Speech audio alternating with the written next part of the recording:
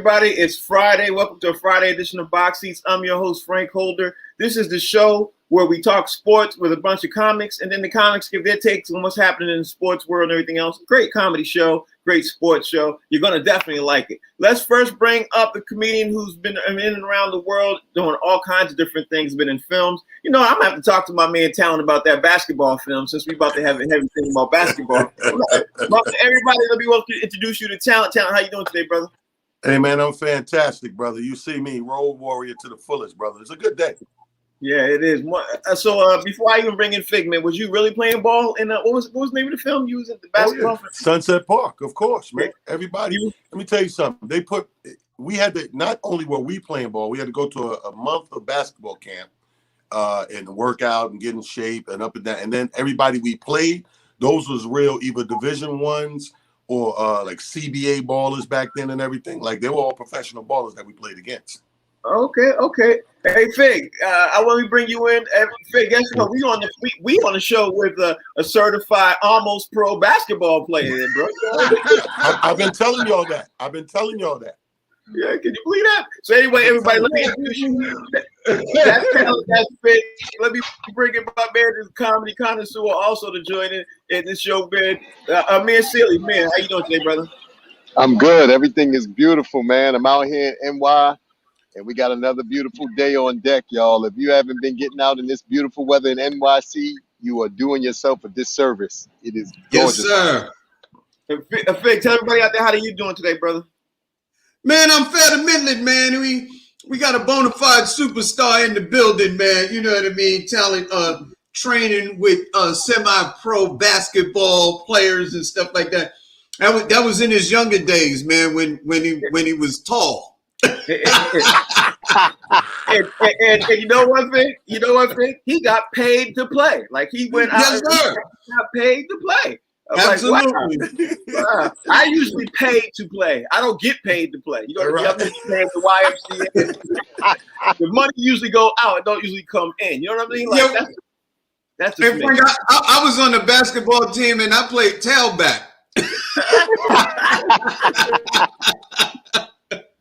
Oh man, you all see what kind of show we get ready to have today. So let's jump into it, man. Let me get ready to get the show started off first. I want to talk heavily more on basketball today because a lot of things jumped off. But first and foremost, let me talk to you guys and let you guys know that yesterday, Talent, you missed the show. We were talking about tennis players and other people who did not want to go to the Olympics and who were saying they weren't going. I found out this morning that the Olympics is trying to stave off a way of. It looks like there's about 15 to 20 players on the Olympics, all spread out throughout all the teams and everything else that are trying to not go to the Olympics. We don't know who the names are just yet, but 5 of them are coming from the United States. So I'll have more news on that by Monday, obviously. But what's your thought when you hear, hey, they're not trying to go to the Olympics? I mean, I don't think it's a big surprise at all. What you think, Count? Dude, I don't know what it is that they got to do to get this point across.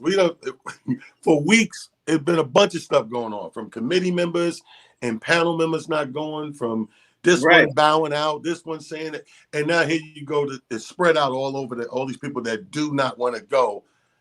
Man, it must be the most money in the world must be made at the Olympics. Right. Because I know how people hate to let a few dollars go, but this is beyond recognition of, okay, let's just push it back. Again, because it's an every 4 years thing, I'm not saying cancel it. By no means, these people work very hard, and it's 4 years in between is a lot. So it won't hurt 5, 6, 7 months, to push this thing back. And the thing about the Olympics, the great thing is, depending geographically, weather's not an issue. Right. You could put it anywhere. Right. I don't know, bro. This is baffling to me. I like that response. What's your response, Fig? Man, listen, you know how I feel, man, about this doggone COVID, man. It ain't no joke, and the very fact that they're trying to put it on is economically based. It's all about the money. And the fact that people saying, hey, man, I ain't going there because Olympic athletes don't get paid. I ain't risking my life for free. No, sir. Right. Okay, Amir, what's your thoughts on this? Like you said, we've been talking about this for a few weeks now, and it's just, it always amazes me again when we really, really can't allow people to live, and do the right thing. Look, I get it. It's a ton of money involved. I get that there are economic ramifications for everybody, but life should be the number one and ultimate goal. As I stated, a show ago, I don't want to win a world title and there's nobody there, or I lose my life in winning a world title. I don't Right. think that makes sense. So I just hope that they, figure something out and soon. Right. All right, let's move on. Let's really jump into the show now because the biggest news that jumped off this morning at approximately 9:37 this morning. I got the text. You notice how I noticed that real fast. I got 9:37 this morning. I saw the news flash that came across the screen and an alert on my phone. Everything else. The Kemba Walker was traded to OKC. He also was traded to OKC for Al Horford, and the Celtics got Al Horford. They got Moses Brown, who's 7'2". Big center. He's 21 years old. They also got the 23rd second round pick. Meanwhile, the Celtics gave them Kemba Walker and their first round pick. It's a salary dump for the Celtics. But talent. I'm going to throw it to you in a second and say this. Before I even throw it to you and say this. Here's the key thing I don't think people even paying attention to, bro. Not only is it a salary dump, Kemba Walker's about to get traded again from OKC to somewhere else. That's the talk that's happening right now. And people are saying, he's not going to stay there. So they're trying to keep trading him and keep continuing to restructure his contract. And talent, let's face facts. Kemba Walker was injured for the last 2 years. He got knee problems. So the Celtics, I think, came out on this. I'm going to tell y'all what I really think after you guys respond first. Talent, what you think about Kemba Walker trade? Well, if you say he's not staying there, he must be coming home. And we'll take him. We'll take him home. From the Gauchos to the New York Knicks, we'll take him. He's a New York boy, and I think that if he's not staying in OKC, I can see them restructuring and making that work for the Knicks. Because we talked about this. The Knicks' quick outing in the playoffs was due to their Achilles heel, which is the point guard. Right. We have a point guard Achilles heel. That's our problem. And we got exposed and exploited at that position, both offensively and defensively. So Kemba Walker, he might be headed home, Frank. Fig, what he's saying makes a lot of sense because the New York Knicks have 7 free agents that they won't be able to sign all 7. They definitely need a point guard. Kemba Walker said he wants to get home. OKC is getting ready to ship him out. That's a fact. I'm not even making up anything else. That's a fact. He's not going to stay in OKC. The trade, I don't even think he's going to be there for another 24 hours. So what's your thoughts on Kemba Walker trading from the Celtics? What you think, Fig? Man, that was a big move, man. The thing is that I believe that the Celtics have too many pieces that are very similar to Kemba Walker. They have Tatum, they got Brown. They got people that do what Kemba Walker does. And here's the thing. Although Kemba Walker is a bona fide point guard, scoring type point guard, with that knee injury, it really hampers what he's able to do because not only that, he's undersized. So when you're undersized and your mobility is limited, it really it puts a cap on what it is that you're able to do as far as your effectiveness. So I love Kemba Walker, love to have him home, but if he's not healthy, Kemba Walker would be the same thing in New York that he was in Boston. Your best ability is availability. Yeah, Amir, I'm going to throw it to you in a second and say, look, the Celtics got better automatically because they're going to have Robert Williams on the floor. They're going to have Al Horford on the floor at the same time. They automatically got better. But Kemba Walker, if he goes to the Knicks, I don't know if he's going to make the Knicks better because, like Fig said, he can't stay on the floor. He's had a nagging knee injury for 24 months right now, 24 months. So, I don't know if he's going to be like a couple of these other, like a John Wall type of player now with the rest of his feet. John Wall got a $94 million contract, and he's no good to nobody. You know what I mean? I don't know if that's going to happen to him. What's your thoughts on this, Amir? What you think? It always amazes me when we see, these players, who have these nagging injuries, unfortunately having to make several stops, throughout their career. Kemba Walker seems to be, caught in that same energy. I'm really hoping and praying that a lot of our younger and, mid-range players get better at taking care of themselves. It doesn't make any sense, as Fig just said, to not be available. It doesn't make a difference how big or small your contract is. the best thing that you could do is be, a part of your team and be there to help your team. And without that, the rest of it really doesn't matter. Yes, you can make a lot of money still and, be okay as far as your life is concerned. But the biggest thing is being there so that you can be an effective member of your team and help your team. And Kemba and some of these guys have got to really do a better job of taking care of themselves. And I hope that he can find that, Right. Talent. Let's not overlook the fact that OKC has 18. I'm going to say it again. They have 18 draft picks, first round draft picks in the next 7 years. They got 2 coming up right now in the next upcoming season. And if they play their cards right, if the ball bounces right, they literally could have 2 draft picks in the top 5, the way they mixing and moving. Now, OKC, nobody's talking about the moves they're getting ready to make and everything else. They could make a huge splash with all these draft picks. Not to say I want to be in their position, because obviously you got to really suck to have all these draft picks. But OKC's got, they're the team of the future, though. I mean? Like the future is extremely bright. We can't say that. I can say. Hold on. Let me just say this: if they draft right, I hope you heard that part. Right. That's what I'm saying.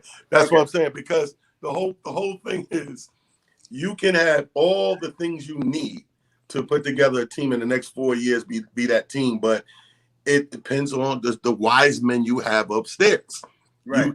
We've been watching basketball a whole lot, and we've seen unwise men upstairs. And coming from New York, these 3 guys, us 3 know for 20, 30 years, we've had the worst front office in New York. So we know what that looks like, to have the potential, to have the draft picks, to have the money, and you just ain't got a bright dude in there spending it. Right. Absolutely. I agree with you 100%. But I'm going to throw it to you, Fig, and say the same thing. OKC's future has to be bright, right? Because they got, like I said, they got 18 first-round draft picks in the next 7 years. You got to be a colossal idiot. And yes, you can put me down on the record saying that. You got to be a colossal idiot if you mess up those draft picks. I mean, granted, you're not going to hit on all of them, but if you mess up most of those, you shouldn't even have that job, right, Fig? I mean, tell me if I'm wrong. Here's the thing about OKC. Starting from Seattle all the way over to OKC, I mean, they showed a pattern of drafting well. Now, who exactly was making those decisions, I'm not sure, but think about it.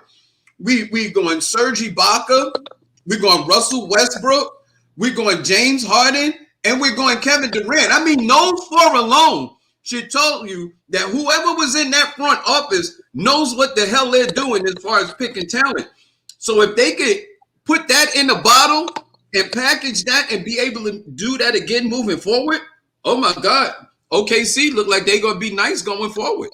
Yeah, now the only problem is, Amir, is they got to get those players to stay, because they did draft all 4 of those players, and all 4 of those players are gone. I don't know what it is, if it's OKC, it's a small market or whatever, but Amir, like I said, you got to be a colossal idiot if you got 18 first-round draft picks and your team is not at least mediocre in the next 5 to 7 to 10 years. You know what I mean?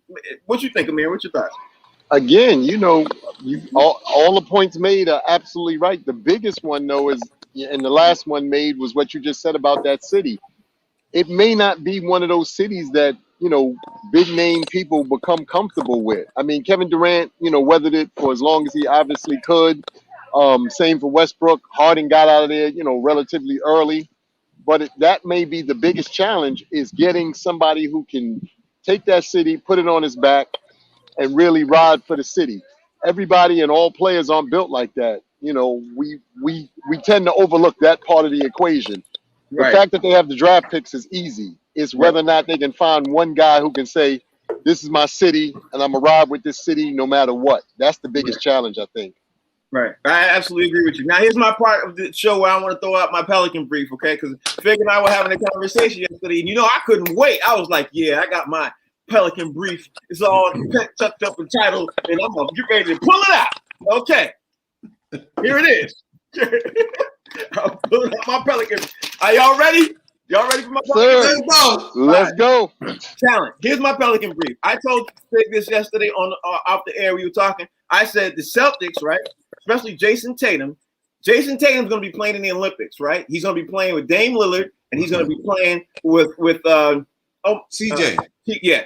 So now look at this. Look at the fact of what happens. Every single Olympics, the players get together and they say, "Hey, man, what you doing?" And you know what I mean. And you know, maybe you should come play.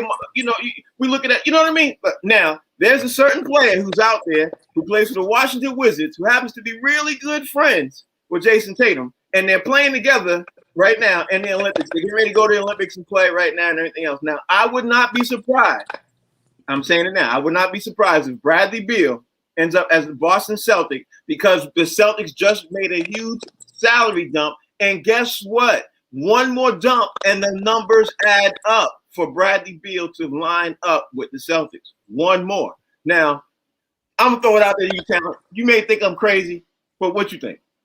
I thought you was crazy before this. I don't want you to think I'm just now thinking you're crazy. I think I agree with you, Frank, on the one thing you said that makes complete sense. If we've been watching over the last, I don't know, couple of decades, is these guys go to these Olympic games and play with each other, and their friendship, they spend a they spend a lot of time around each other, and their friendship, they get tight, and then they do get these little conversations, the what ifs, and if they really cool with each other, there has been some, for lack of a better word, of tampering. There has been some little conversations that move some people around. We've watched the old, rest in peace, David Stern, and when he was head of the commission, he was like, he blocked a couple of those, and when he caught on to it, he couldn't block them all, but slowly but surely, how the commissioner is always the last to know. He did block a couple in the end to catch up. So I think you're on to something in this Pelican brief with who they're playing with out there. Is some shuffling going around with players and teams. I agree with you. Now, Fig, I was talking to you yesterday about this. We talked a whole lot about this. And LeBron, I don't care what nobody says. I think LeBron, when he went to the Olympics and he was with D Wade and he was with Kobe and Chris Bosh and all, I think they started that whole process of the super teams to that thing, because they figured out a way. Hey, you force your way out on this side. You know what I mean? We could all land on the same team, and I'm gonna come to your team. I think it's getting ready to happen again with Bradley Beal landing on the Celtics because of obviously everything I just stated. What you think, Figgs? I think it's very possible. Now, one thing that I didn't say, and I hate to rain on your parade, Frank. Oh no! Wait. We just got finished talking about the Olympics, right? So here's the thing. Is it going to happen?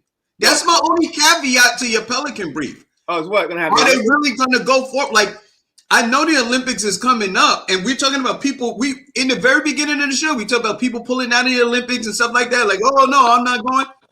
Are these players actually going to go and play? Like, is this Olympics actually going to happen, or is it going to be too dangerous for NBA players to actually go over there, risk their lives and their jobs, their families and stuff like that to be able to do it? That is my only caveat to this Pelican brief. But other than that, I think it sounds perfectly logical because we see that it's happened before. Now, Fig, I think the Olympic Committee is over in the United States. I think they're telling the NBA players, if you got inoculated, you don't have anything to worry about. So I think they all are going to go. That's what I think. I don't think they're worried. But they're going to be exposed to players from other countries. Listen, I'm not disagreeing with you. I'm just saying what I think the Olympic Committee is telling people here. Like, hey, it's safe. No problem. You got to inoculate. You can go play. You can go jump in the line. But then you ain't got to worry about that. It's cool.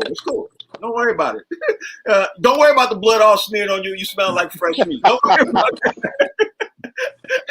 Don't worry about it. It's just a small virus. Don't worry about that. Amir, what you think? What you think of this? I think that is a strong possibility. My only kind of worry about that though is I feel like Bradley Beal, Tatum, and Brown, and what's the other gentleman? I think his name is Brown that plays for Boston. Yeah. I feel like they're all kind of the same guy. You know what I mean? Like, there's nothing wrong with, obviously having some backup, but I feel like they all technically are like the same kind of player. And I don't know how, much of a back thing you want to have with the same players. I mean, he could be, come and then be used, for trade bait for something else, which is a possibility as well. So, but again, I think that him being a part of that organization, I could see that. I mean, and I think that it would be a formidable, situation for him. So, but hold on, let me ask you this question. It's interesting you say that. They're all kind of the same guy, which is true. But isn't this new league? The new league is a bunch of that. Like this, it's not the league we grew up on with the position 1, 2, 3, 4, 5, the center. It seems like everybody plays every position these days. Other than the only thing that stands out nowadays is the designated shooter. That's it. Like the guy that comes around the picks. That's true. Other than that, the big guys at the top of the key, the little guys posting up, everybody's slashing and alley-ooping and moving. Yeah, but That's true. talent, that's a whole nother show because we'll be arguing about that. I get mad when I talk about that because that's exactly right. I get mad. It's not listen, and that goes down to fundamentals because we all know overseas they're teaching the fundamentals properly, and here boys are just balling. Whoever shoots is. You're gonna get me upset, talent. I don't want to go there. I don't want to go there. Let's talk about this other thing, man. I want to bring this other story up because I have another thing I want to say after this one. The first thing I want to put in front of you, talent, is this. Rick Carlisle is quitting as the head coach. The general manager quit last week. All right. First, before I'm going to go around, you tell me what you think about that. Then I'm going to tell you a bigger problem I foresee in the new NBA. You tell me what you think. Rick Carlisle, after 13 years as head coach of the Dallas Mavericks, Rick Carlisle is saying, I'm out. I don't want to do that. What's your thoughts? Well, I'll tell you one thing. That's a very special moment. Think about this. We don't see coaches quit in the NBA. Right. We see coaches get let go and, even traded. We didn't know they could do that till a few years ago. But you don't see coaches themselves just saying, I'm leaving. That's something that we don't see. So this is rare. So what this tells me is coming from a coach with some experience like Rick Carlisle, it tells me there's something going on in the organization that he does not agree with and want to be a part of. Well, talent, I'm going to say this for the record. You're hinting on what the next thing I was going to talk about. And the reason why he quit, I guess I'll say it now before I throw it to Fig. He quit because of Luka. And he has huge problems with Luka. They have huge problems. Now there's even a bigger problem even now, but I'll get into that in a second. But Fig, tell me what you think about Rick Carlisle quitting as the head coach after 13 years of the Dallas Mavericks. Tell me what you think about that. Man, that's a milestone. Like Talent said, this is something that you rarely hear about, especially if it's not attached to some family problem, a health issue, or something like that. Coaches in the NBA generally just don't up and quit. My first thought was maybe he's making room for Calipari. Yeah, maybe Calipari is his, the guy who's going to take over for him, and he's stepping down to make room. Maybe they'll find another spot for him in the organization. I don't know. That's possible. That's what they did with Brad Stevenson. So I don't know, man. That's something it's rare. No, he's not going. He completely quit the organization. Like he wants nothing to do. He's completely out. I'm gonna jump into the depth in a second. Amir, tell me what you think when you hear Rick Carlisle, a head coach in the NBA, who's still rather young. Because most coaches, when they quit, it's called retire, not quit. They retire. It doesn't happen. But what you think about this, Amir? Well, again, with the way that everything is shaping up, like I said, especially basketball as a whole. The whole ideology of how the game has been played, as you stated a second ago, is changing. And unfortunately, we have a bit of a stagnation between the players that come from here and the players that come from overseas. And that's due to the fact that, as you stated a little while ago, seemingly a lot of the players that are coming from overseas seem to have a bit more in terms of knowing the, X's and O's versus our athletes that are coming from us. So I'm sure coaches are running into all kind of, nuances that, they hadn't had to deal with before. And that could cause a coach to be like, look, I don't want to do this every day. I'm not coming in here to, deal with these new prima donnas and, their ideologies about how this game is played. I'm a proven veteran. I've, gone and done what I've done here in this league. And now I got some kid who, is barely out of puberty telling me what to do and how to run things. So I understand how and why some of these coaches are quitting. Bingo. Yeah. Amir just stole my thunder because honestly, Talent, the problem is that he's upset that Luka is getting so much calls and shots that was going on with the organization. Luka, notice the timing of this. Don Nelson, right? He got fired by Mark Cuban last week, okay? When he gets fired, The 1 week later, Rick Carlisle quits. Rick Carlisle quit because Luka loved Don Nelson. He created a huge thing behind the scenes on why y'all fired him, wanted to bring him back. Now, there's a whole big thing going on behind the scenes at Dallas organization, and Rick Carlisle just couldn't stand it anymore. He's like, listen, I'm out. This kid's 21 years old, and you all giving him too much thunder to be able to call too much thing. If you want to fire him, let him be fired, not be worried about keeping Luka happy. Luka's 21, 22 years old. Like Amir said, there's problems. Now, I'm throwing it to you, Talent. I think this is creating more problems in the NBA with too many players having too much power. Well, you think we would have learned our lesson? This is Orlando Magic 2021. Right. Remember Orlando Magic, Dwight Howard did this. Right. You know, and with Van Gundy, and it was despicable. And here's the thing about karma. If you pay attention, Dwight Howard ain't been right since. Right. From that moment on, the karma gods has been on him, and his career did this. He went from Superman and one of the top 5 in the league, and then you're hard to work with at this point. You know what I mean? Everyone has a job and every tier to do. You got to let these people do their job. I don't like when one thing bleeds into the next, and because you're a star player, and like you say, you're only 21 years old, you don't know much. You know how to play ball, okay, cool, but all the mechanisms that need to go, stay out of that. I agree 100%. Now, Fig, here's the problem. Luka is 21 years old. He's getting too much power in the organization, and now he's hanging over them. He's literally hanging and daggling over them about saying, I'm not sure yet, because he was supposed to have signed his max contract 3 days ago. He ain't signed it yet. So he's literally holding them hostage as an organization because he hasn't signed his maxed out deal. He's threatening to want to walk out on the Dallas Mavericks. When you hear about all that, what's your thoughts? You know, it's kind of funny, man. When you think about all of the stuff surrounding Doncic, believe it or not, I know this is not going to be popular, man. He seems like a cancer. Mm-hmm. I agree. He seems to be starting problems with the front office. Some of the players are not happy with the way that he plays and stuff like that. So he's like an island in that organization, because if all your teammates are not riding with you, and then you have some of the front office or your coaching staff that's not really riding with you, then it's pretty much you. You know what I mean? Right. Everybody can't be wrong except you. Right. And I know the boy is a bona fide star, but I really don't like his game. Right. I think he has the ball way too much. Luka seems like a la what James Harden was in Houston. It seems like he has the ball, and the only time he really interested in passing is when he can't get off a shot. And then a lot of times it's at the end of the clock, which makes it difficult for other players. I don't like the real style. I don't think his style of play is really winning. I know he's a bona fide star, though, but his style just doesn't foster a winning brand of basketball for me. Amir, guess what?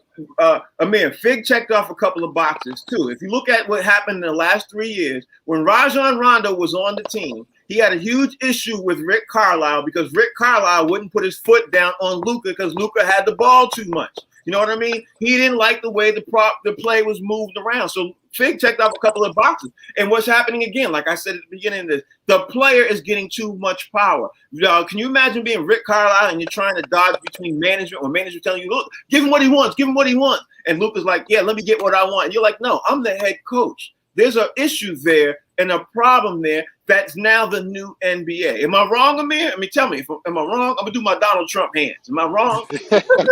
No, I think you're absolutely. I think everything is spot on. Everything that everyone has said, and especially Fig's last few points. I think the real issue is this too, and sometimes we don't always look at the bigger picture. The bigger picture is the league trying to go Euro, and y'all know it's trying to go Euro, so expanding out into all these other places. They're also trying to make some of these players, whether it's Joker, whether it's Doncic, there are other players of European descent. They're trying to make those names household names, like LeBron and like Damon Lillard and so forth and so on. And part of the issue is at 21, you're still young, so there are a lot of things that you may or may not be able to handle, even including the props and accolades that are coming at you from all of the wonderful, commentators who, sing these dudes' praises. But as I say to everybody, sometimes these guys haven't done anything exactly yet. Yes, he's box office to watch, but he hasn't won anything yet. Like I said about Damian Lillard, I don't have no beef with Damian Lillard, but he hasn't won anything. He puts up amazing numbers. He has amazing moments. Yeah. But when everything is on the line, where are those accolades? Where are those things? And Doncic falls under that same umbrella, under that same cloud. And until the commentators and people start reeling those things back in and start, looking at these players in those lights, we're going to continue to have this issue going forward, because there'll be all of these young players who I'm the new next thing. Are you? What have you done? Right. You know what? Can I say something, Frank? The one person I know this is going to go crazy. The one person who had handled this quite well at a young age was LeBron James.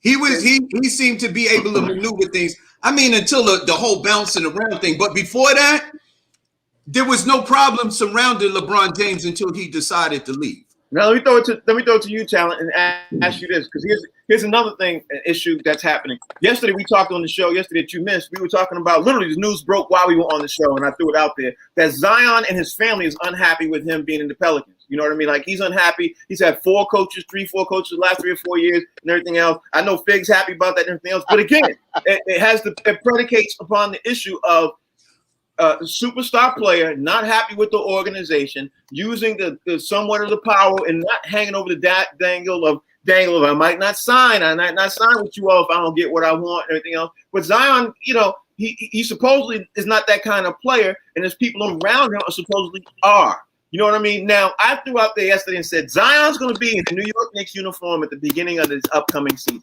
I don't care. I don't know how it's going to happen. I just see it happening. Now, Zion wants out. What's your thoughts, Talent? Because you really didn't weigh in on this yesterday. But what's your thoughts out on this? Now I want to say something else because well, this is classic court TV type shit. Yeah. Where you go out and you get the court of public opinion on your side first. Yeah. It's all about spin. And what better way than me to get my family and friends and associates to do it? I ain't saying nothing. I'm okay. I don't know where this is coming from.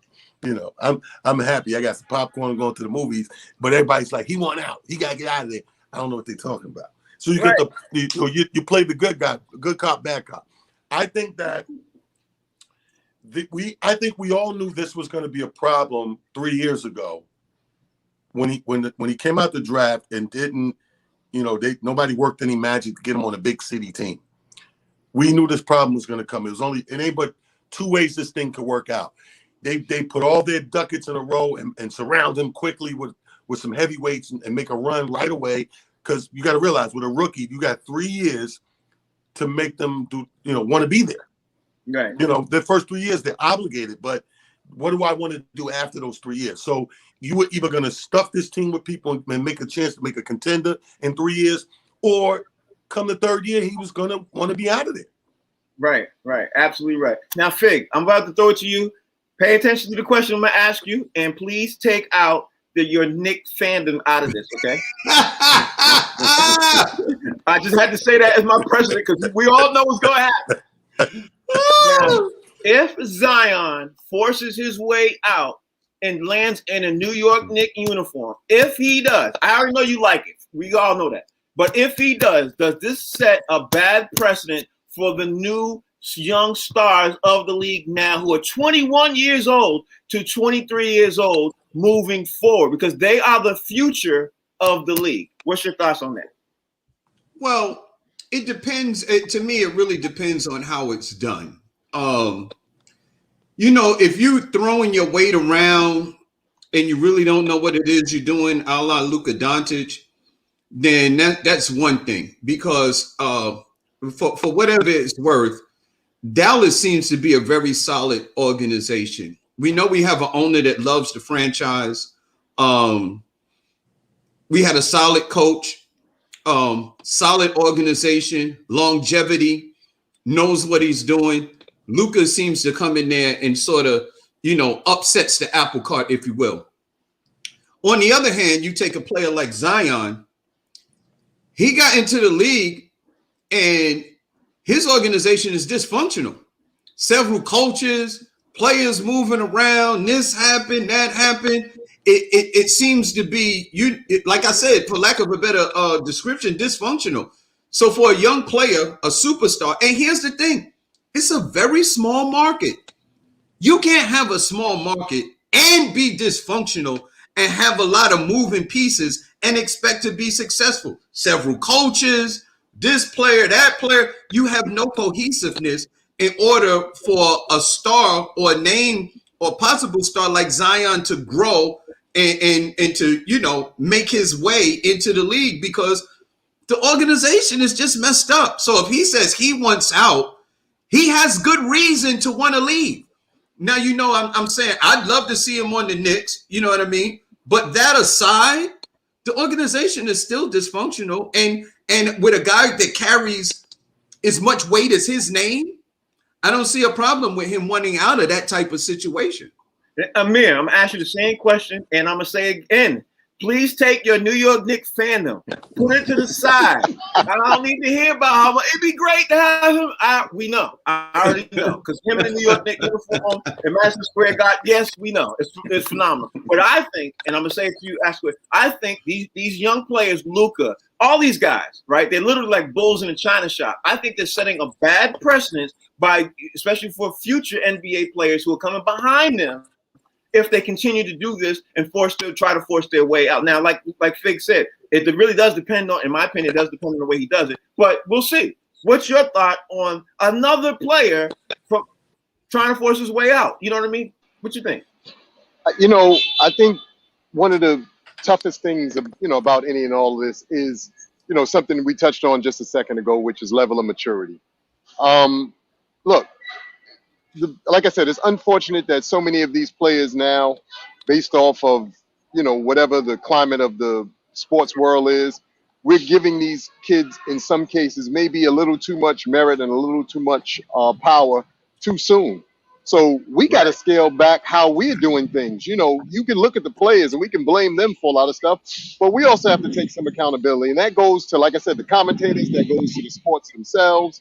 And we have to understand that when we're in a situation as these young players are, we're fortunate, unfortunate, and again, this is where I say maturity comes in. You maybe studied the league. Maybe you studied the LeBron situation, or maybe you studied some of the other greats in the league and how they've been able to move or not move. And guys like Damian Lillard, who are, obviously being as loyal as they can to cities and the city not doing. Maybe that's also factoring into how these new young players are looking at, what their options are. So it looks like it's a whole bunch of different things that these players really have to, But I think one of the biggest things, and I can only say this because of something that my brother had shared with me, we also don't have a lot of older vets like they used to have back in the day. And one of the things about the older vets is the vets used to be able to take the younger players and, kind of show them the way, at least a little bit about being a professional, about, how to, segue into the sport and so forth and so on.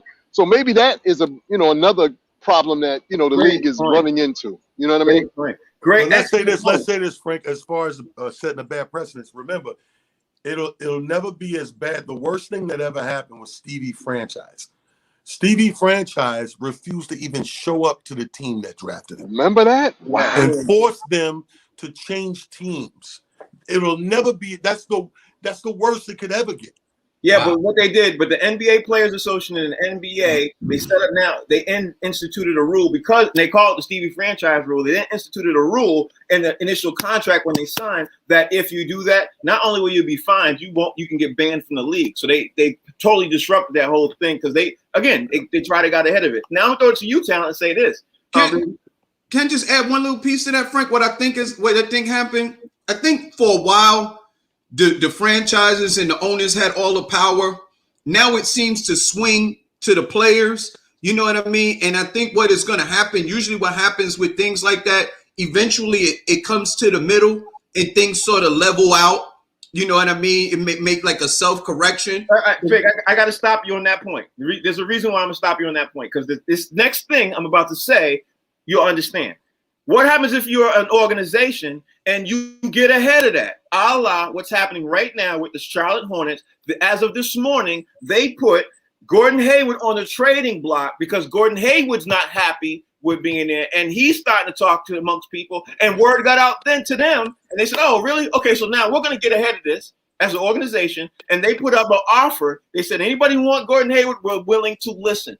Organizations, as far as I know, have never done that. I've never heard of an organization saying, you know what, if you want to do this and everything else, we're going to put you on a trading block, and we're open to listening to offers. He's only been there. He ain't even been there a whole full season. You understand what? Now you see my point, Fig? He ain't even been there a whole season. He literally got traded in the middle of the half season last year with the Celtics. Yeah. And now they say, okay, you want to throw your weight around? Here we go. Talent, what's your thoughts about now an organization getting ahead of this to try this, exactly what Fig said. They're trying to say, oh, okay, we want to curb this because we see a trend that's trying to happen. And if we feel that this is happening, we have to do something as the NBA because if this happens, James Harden just did it 4 months ago. I mean, now there's a whole bunch of players now doing it now. Zion's on the list. You know what I mean? You see where it's going?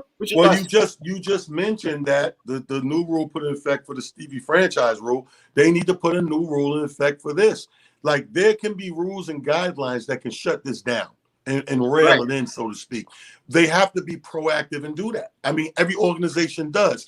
How do rules come into effect? Because things happen. You go, oh, we don't want that to happen again. New rule. Right. Bill Maher show. New rule. Yeah. But that's it. And right now, obviously, following the trend. See, the good thing about that they have on their side as being the league, you have enough teams to watch to see a pattern. It'd be different if it catch you off guard every time. But you can watch a pattern and go, see what's happening here. Let's rail this in. Let's put some parameters on it so that we kind of tie the hands behind the back a little, so to speak. So you can't do all these things that you're doing. This is going to happen because, again, like we said, you got these young players. We put them on superstar level. I think the league, maybe that's like a catch-22 for the league. They're so fast to rush you to superstardom. They're always looking for that guy, a superstardom real quick. And then guess what? You create a Frankenstein. You create a monster, and now you can't control it. They created these stars. Because you know what? I'll tell you one thing. All the mediocres and the bench riders, they're not causing no problems. No, they're not. But now, not a one. That's right. That's right. That's right. And you know what? They're 90% of the league too. You know what I mean? Yeah. They go get the coffee when you ask them to. Yeah. They clean the lockers out. I see one guy clean the showers. I said, God bless his heart. Yeah. You know that's what they do. They go. Hey, they go get the lemon pepper wings. Yeah. They even give you the route to the best strip clubs in the town. Now, I ain't forget about Top Dogs, but I want to answer these two. I want you guys to chime in on this before we jump into Top Dogs. But on Talent's point, Fig, right? On Talent's point, if you're at the NBA, I don't even know how, because I can imagine sitting down there right now in the office of the NBA executive office. I could literally sit there and see, how do we institute a rule that could stop this? Because right now, they may be playing ballet, but they're playing proper ballet. They're not doing anything illegal. You know what I mean? Well, here's the thing, Frank, and this is what I was talking about. I don't think I explained it. I explained myself properly. The NBA always had the power to move a player whenever they got ready, the beginning, the middle, or the end of the season. There was a time where they took a player, and in the middle of the game, they traded him and told him he couldn't sit on the bench. He had to go on the other side of the court and sit with the other team.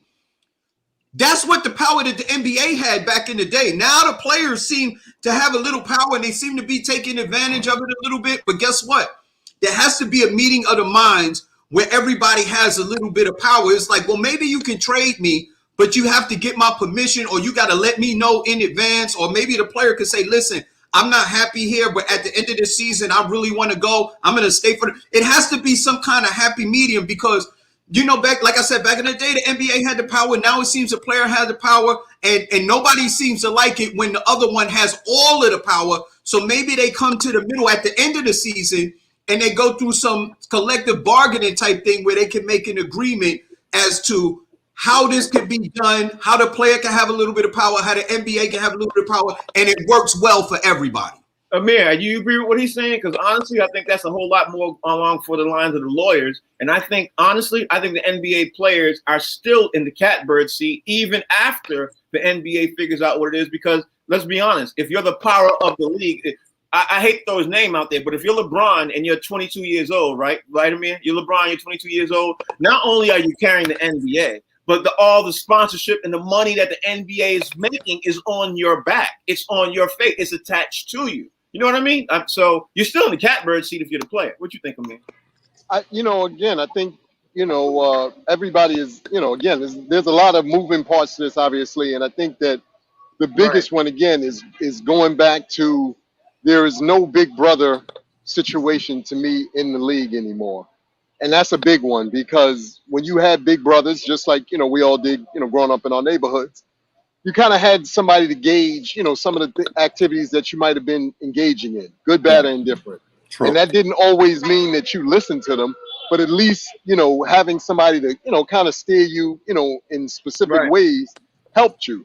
And I think that right now, to, the point of all of this youth, you're talking about young multimillionaires in some cases, because some of these guys, they're not even getting their first big contract yet. They got shoe money that's bigger than, what most of the other players will have. Yeah, that's all of them. Like a lot of the top five. So when you have that, and and like I said, going forward, you already also have then, the backing of the league, meaning these guys, be becoming superstars in name, not necessarily in actual, accolades and what they've been able to accomplish. You have a definite mixture for some craziness. But I'm praying and praying and praying, like I said, that there's a way that, maybe some of the old guard in terms of the old NBA players have to come back and become big brothers. They got to do a big brother situation for the NBA. That's not you know what I mean? So I don't know, but I'm hoping that, again, we can find some happy medium. You know what I mean? Now to your point, Amir, that people seem to be forgetting, LeBron James got a contract from Nike for $100 million before he played one game. People tend to forget that. He was not just a little bit, $100 million. And that didn't go to the NBA. It didn't go to, you know what I mean? He divided, obviously, the money up with taxes and everything else, but he still walked away with $65 million. I don't think nobody forgot that, Frank. I didn't forget. Nobody ever forgot that. Especially the NBA rookies who are coming into the league now with shoe contracts, because as we all know, like Amir said, the NBA rookie contract is still small. It's the endorsement money that they're getting before they even sign their before they extend. That's where the real money is, the endorsement money. I like what Amir said, though. That's not so far-fetched. Yeah, that's a great idea. That big brother thing is kind of dope. That's a great idea. Amir, you better jump on it right now, brother. Yeah, that's a real, official, each team, each franchise, they got all these players that play for that. Yeah. No, that's a great idea. Patrick Ewing. Yeah, but we got to we got to pause because I have my man do the top dogs. I don't want him to think I ain't do the top dogs. So Fig, you gotta get ready to do your top dogs. All right, let's get it done. But before I do it, man, let me tell you something. Talk about endorsement. There's no business like shoe business. This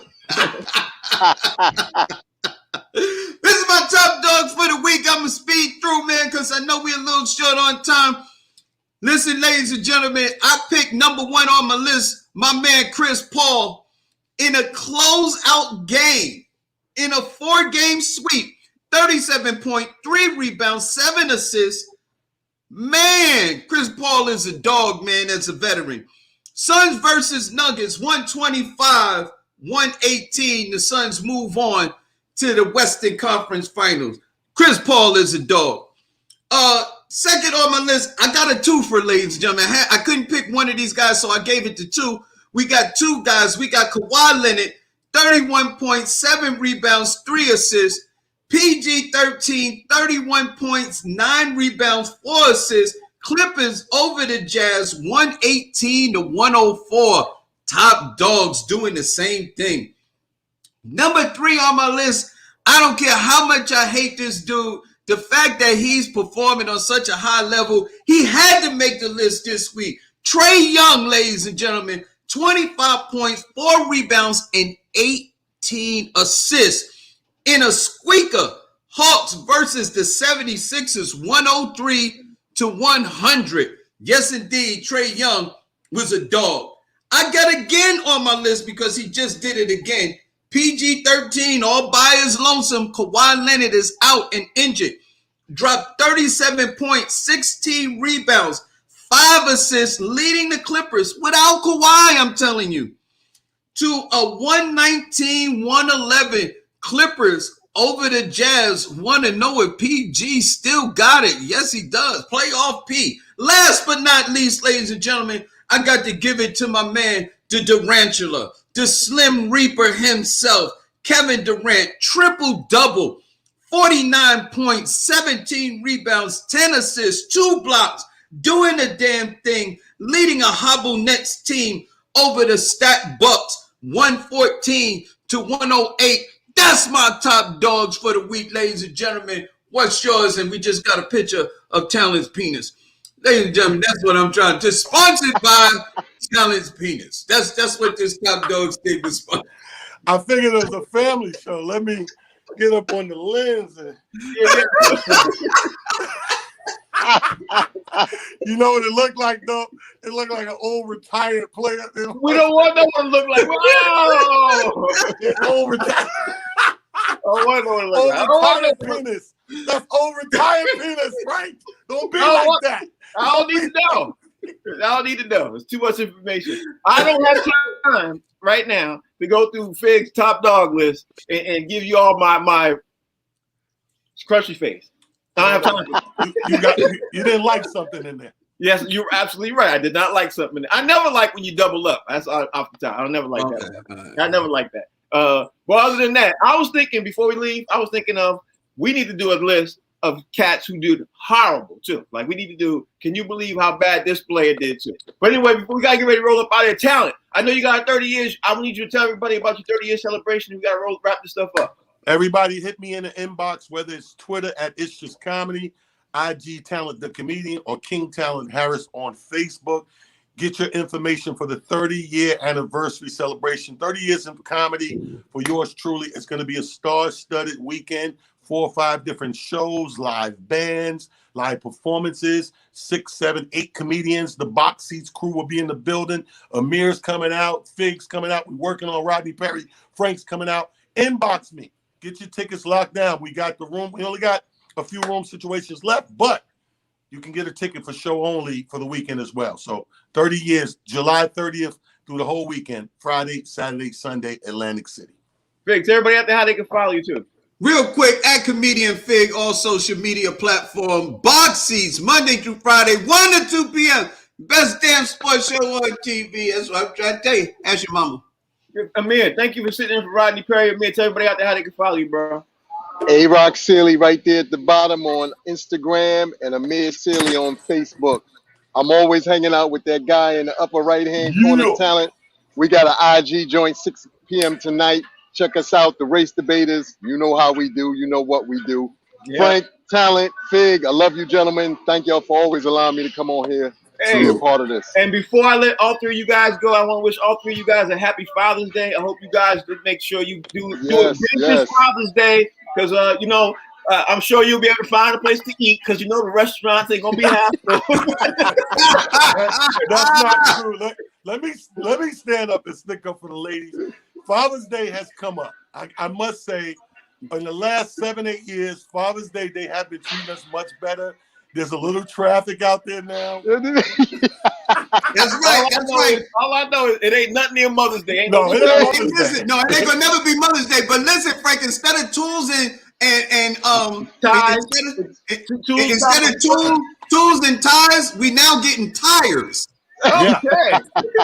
Y'all have a good Happy Father's Day weekend. Happy Father's Day. Enjoy it too. If you guys are obviously watching the show, I hope all you guys out there have a Happy Father's Day too. Juneteenth this weekend too. Hope you all enjoy that too. Yes. We'll be back Monday at 1 o'clock. The show's called Box Seats. The channel's Humor Mill. Thank y'all for watching. We appreciate y'all again. Happy Father's Day. Peace.